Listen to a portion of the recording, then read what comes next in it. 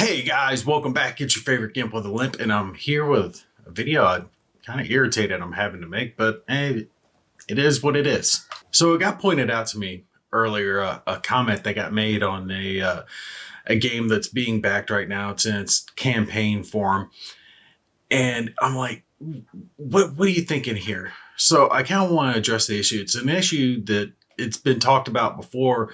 We've talked about it on Whiskey Charlie way back in the day. One of our first episodes, we were talking about this specific issue, and I wanted to address it again because I get comments about it all the time, and I kind of get where some people are coming from it, but I don't think they're thinking about the wider angle and what they're really implying, right? So up in the background, I'll have some random stuff going, but the comment is specifically this, right? And has to do with Assault Sicily 43. And I had just done just a heads up video like, hey, the game's there. Go check it out if you're interested. And that's because I've missed campaigns before, and I was upset that I missed the campaign. So occasionally I'll do a video just to let people know that a game is in its campaign phase, just so you don't miss it. And I had also done a quick 5-minute review. I've done multiple videos on the game itself. But they ask, am I a backer of the game? And someone gives them a fairly good example, explanation of what's going on here. Is like, he's a YouTuber.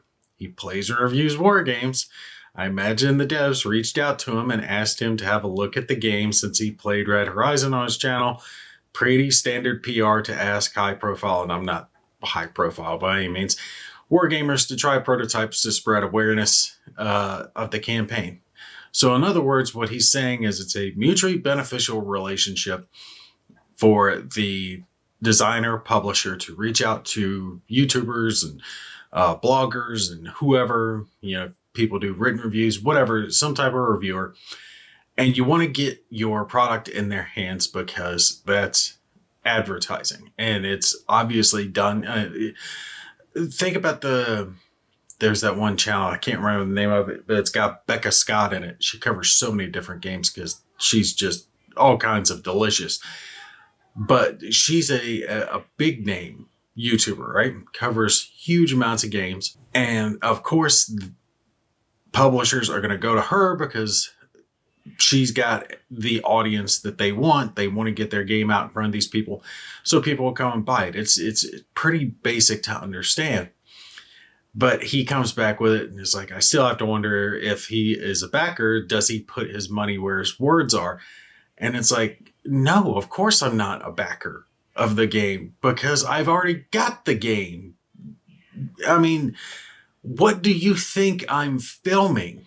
Like, exactly what do you think I'm doing here? I have filmed, I think for this specific game, I've got like 4 or 5 videos up on it already. So no, I haven't backed it. And I have to wonder, it's like, what's your thought process? And it's like, okay, so let's play devil's advocate here for a second. And let's say that secretly I don't like the game. And it's a really bad game, but I'm saying it's good. What's the upside? What benefit do I get? I see a benefit for the publisher, right? They would sell something that is actually not good. They trick people into buying it. Okay, I see that. But where's my upside to it? Because I don't charge publishers to make review videos. Now, that's the thing, is I think some people miss that. I don't charge. Most war game reviewers don't charge. There's a few that do, and it depends on a number of factors. Now, that's not to say I don't charge to make videos, but I don't charge to make review videos, or generally speaking, I don't charge to make review videos.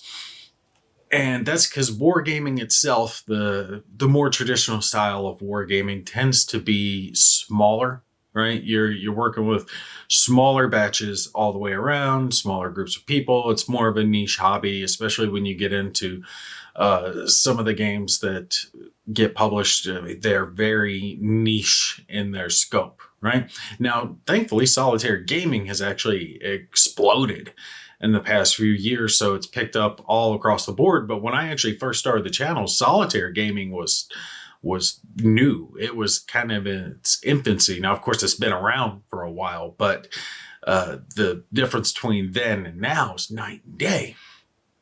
So back to the point though. Let's say that I'm lying, okay, and I secretly hate the game. What benefit do I get for doing that? Why would I help the publisher? I mean, yes, I know the guy. I've talked to him, but he lives in Germany. I don't go out to Germany. We haven't even shaken hands. We've never met in person.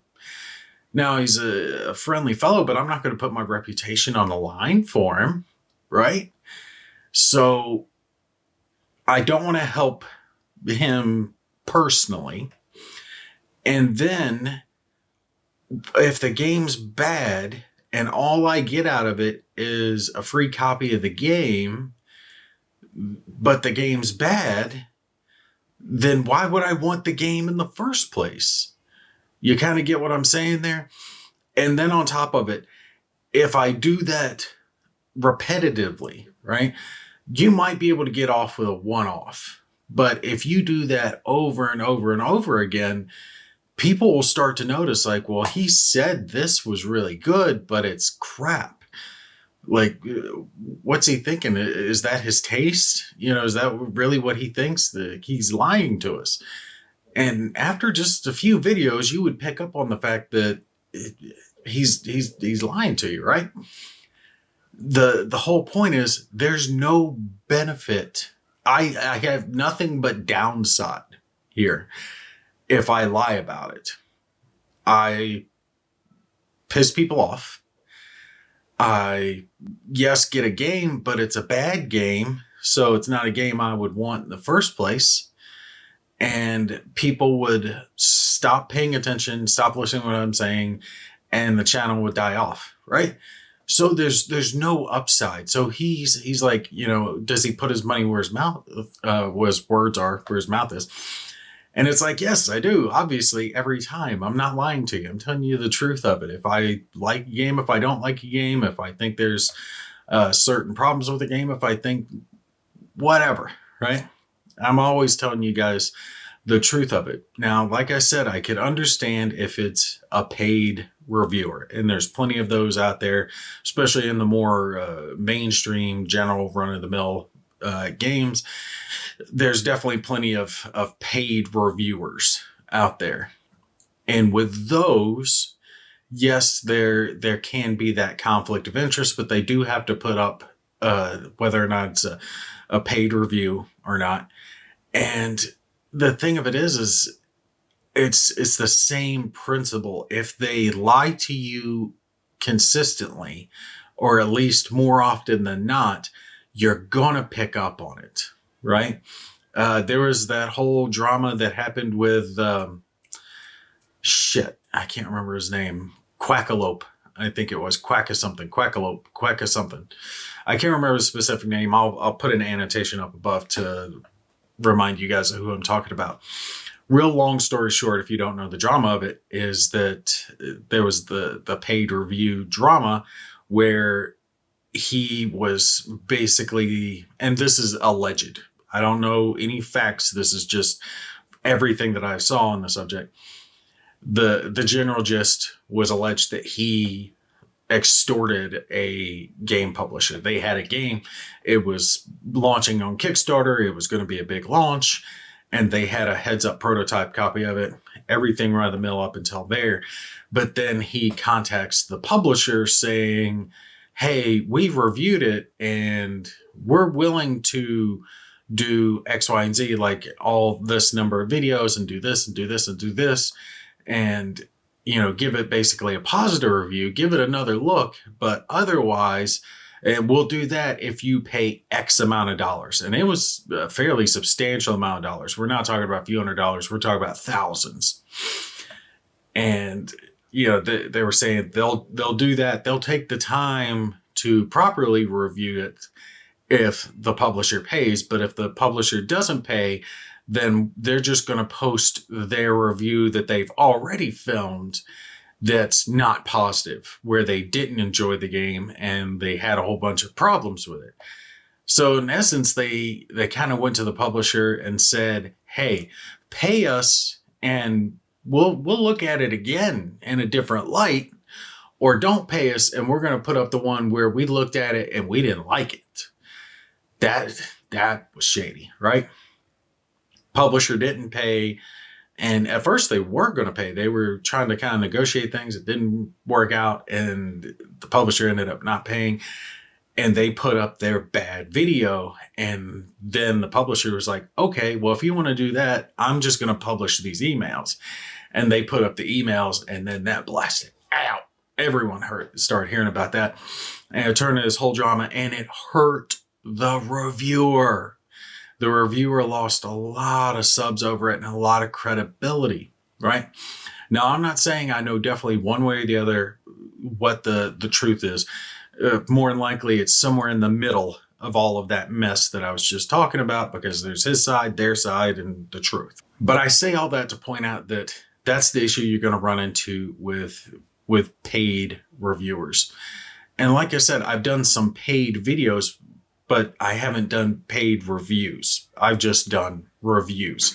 And for the most part, that's generally what you see with the wargaming community, because it is smaller. Publishers aren't putting out tens of thousands of copies of a game. They're not selling millions of dollars worth. They're selling thousands of dollars, tens of thousands of dollars worth. It's a smaller community to work with. Everything's just kind of scaled down. It's more intimate. Most of the reviewers know each other. We've at least talked. Big publishers know us at least on somewhat of a personal basis, because we've all talked. So it's kind of understood you're not going to lie for someone, right? And every reviewer I know has always said the same thing. Like, when dealing with a new person, I'm happy to take a look at it. I'll review it, but I'm not going to say what you want me to say. I'm going to say what I think about it. Like, for example, to name one specific company, Compass, I generally like their games. I keep touting up American Tank Ace. Now, to be fair, it had its problems. It had some errata that had to be tweaked. But the game itself, the core of it, was very, very, very good. I loved American Tank Ace. And it was actually one of my top games of 2022, 23. No, we're in 23. So it would have been last year. Yeah, it would have been 2022. Regardless, it was one of my top games of the year that it released. But Compass doesn't do a whole lot of review copies. I mean, there for a while, they didn't do any, right? They just didn't do review copies at all. And almost to a T, everything you've seen that I've covered of Compass, which is quite a lot of their games, I've got, right? I got myself. Now they have sent me a couple things, but it hasn't really been in like the review copy way of thinking of it. Like Enemy Action Kharkov, they sent to me, but they sent it to me because John specifically sent it to me, because he knew I had been talking that game up, and I was so excited for Enemy Action Kharkov because I loved Enemy Action Ardennes so much back in the day. So they sent me Kharkov, or he specifically sent me Kharkov, and I, thanked him profusely for that. And I couldn't wait to jump on it, because it's actually really, really, really good game. And Kharkov actually took precedent now over Ardennes. I think Kharkov's easier to play than Enemy Action Ardennes. Anyway, I don't want to get distracted talking about specific games, but Compass, I've reviewed just like everyone else, and there's been no quid pro quo. There's been no scratching of backs. It's just their games. The benefit, right? The issue the guy here is talking about is that he's upset that, we're getting something for free, or some of us are getting something for free. And it's like, do you want to have videos out or not? Or do you want to have reviews out there or not, so you can make that informed decision? Because for that to happen, the publisher, the designer, they have to send the games out. because I can't afford by a long shot to cover all the games that I cover. Not even close, right? Some I buy, some I don't buy. And it's the same with every reviewer out there. Some they buy, some they don't, but they couldn't come close to covering the quantity of games that they cover if they had to buy every single one of them. So if you want content, if you want to be able to see a game pop up, like, oh, I'm interested in that, let me see if it's any good. Type it into YouTube, and then a list of videos pop up. If you want that ability, the publisher has to send these games out to these people. You're not going to have that ability if the publisher doesn't send it, or if we have to buy every single thing that we've ever covered. We're just not going to be able to do it. I've got 4 kids who are young little kids, right? My money goes towards them first, especially considering the government's trying to cut military pay. I haven't talked about this crap, but it's funny how they love to blow money, but they will cut spending in places where people don't really see it. So benefits and stuff for disabled veterans, like, I was combat wounded. That's why I wear my little Purple Heart thing all the time. They've been cutting our benefits as a way to save money when they're doing all this other dumb shit. Anyway, it does bother me when I see people make comments like this, because it's like, do you not appreciate all the work people put in? I mean, the amount of hours I've got dedicated just to the Assault series alone more than covers the cost. Like, if I were charging him, right, I do all my own filming, I do all my own audio work, I do all my own editing work, right? And then that's not even counting learning the game, setting it up, doing all the other crap, right?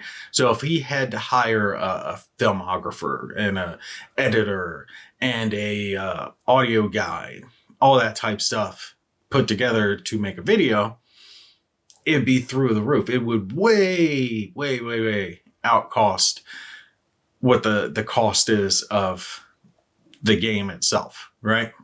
My point to that is that I've already put my money where my mouth is, because I've more than put in enough time and effort to way more than cover the cost of the game itself. And again, just to say it, this has nothing to do with Assault Sicily 43 specifically. The comment just happened to be here. It could be any game that we're talking about. Now, I did have someone way back when who accused me of like hiding it, or I forget the specifics. I'd have to look on Facebook to remember the specifics of what he said, but something along the lines of that I wasn't upfront about when a game was sent to me versus when it wasn't. And it's like, nope. Every single time that a game is sent to me, I always have the exact same thing that I say right at the beginning of the video, which is, I'm covering blah, blah, blah, blah, Space Invaders, blah, blah, blah, blah, which the publisher was nice enough to send me a copy of. I always say which they were nice enough to send me a copy of. That's, my annotation. And the only time you don't hear me say it is when I am covering a prototype copy. Because if I'm covering a prototype, for a fact the publisher sent it to me, because the game doesn't exist yet. I can't go out and buy a copy. No one can. So if no one can go out and buy a copy, then it was obviously sent to me. Every other time, I've always said whether or not it's been sent to me by putting that little line in there. Regardless, I just don't think that people like him understand that the amount of time and effort that goes into making these videos and all that crap, the filming and editing, far outweighs the cost of the game. And the gist is if you want to have access to that, because it's obvious he knows I make the videos because he's asking about it, right? And it's like, dude, if you're jealous that the publisher sent me a copy, go make your own channel. Go put in the effort that I put in, and then come back to me and tell me that it's not worth the cost of the game, right? Because the video might be 30 minutes long, but that's hours of work, right? It doesn't just magically come together. I have to take and record all of it, get the audio set up right, the lighting set up right. And then once I've got all the digital files, I have to combine them all down and then go through and stitch the pieces together into the proper shape and segment, put in the little graphics that get put in. If I'm adding graphics into it, which Assault I did, I was always trying to put the cards up there in the corners of the screen, so it made it easier for the players to see it. So I didn't have to hold the card up. I've got the superimposed image right there. Boom. That way it makes it easy for whoever's watching to see exactly what's going on. You know, that stuff takes hours to get it all stitched together, put together, make the video, and then upload it. But evidently that's not worth anything.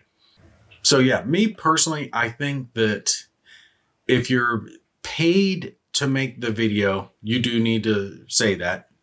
If you're sent something, you need to say that. Just so people know, right? Now, I'm going to just say it out like I was saying the whole time. There is no benefit to lying. If you're getting paid to make the video, that's the only time that I could see where there's a benefit. But again, that only works for a short period of time before you've burned yourself. Once you could go, they said it was good, but, maybe we just have different tastes. But if you repetitively lie, you're just going to burn yourself and you're going to lose your audience and it's going to go away. You can't do that. There's just no long-term benefit to it, right? And publishers don't want you to lie anyway. They want you to put out your real thoughts. There have been times that publishers have talked to me about a game and I've told them just like, look, sorry, I'm not going to film it yet. You're not there. Like if I film you now, I'm going to hurt you more than I'm going to help you because I'm just going to tear you apart. Come back, edit your rules, get your components worked on, whatever the issue was, fix it up, then let me review it, right? And by doing that, you guys get a better quality game, right? Because it's been tweaked, it's been taken care of, all the problems have been fixed, or at least most of them. And honestly, I think a lot of people could benefit. Publishers could benefit from getting their games out there, because the more people that you have who have their eyes on it, up to a point, help you out, because a lot of publishers do have that problem where they keep it in-house. I had this one designer, just to tell a story, who talked to me about it, and he was complaining because he was talking to a publisher. The publishers, again, are just the people who put the games out. They publish it. So Compass, GMT, Lock and Load, Academy, that's a publisher, okay? And I'm not going to say which company he was working for, but he had designed a game and he was working with them about the game and how to put it out and everything. And the publisher was complaining to him. They're like, we just don't understand it. Our sales are down and yada, yada, yada. This doesn't make any sense. Our sales should be going up. And he told him, he's like, well, you should do some review copies and get that out so people know about the game so they'll back it. He's like, you guys don't do any review copies.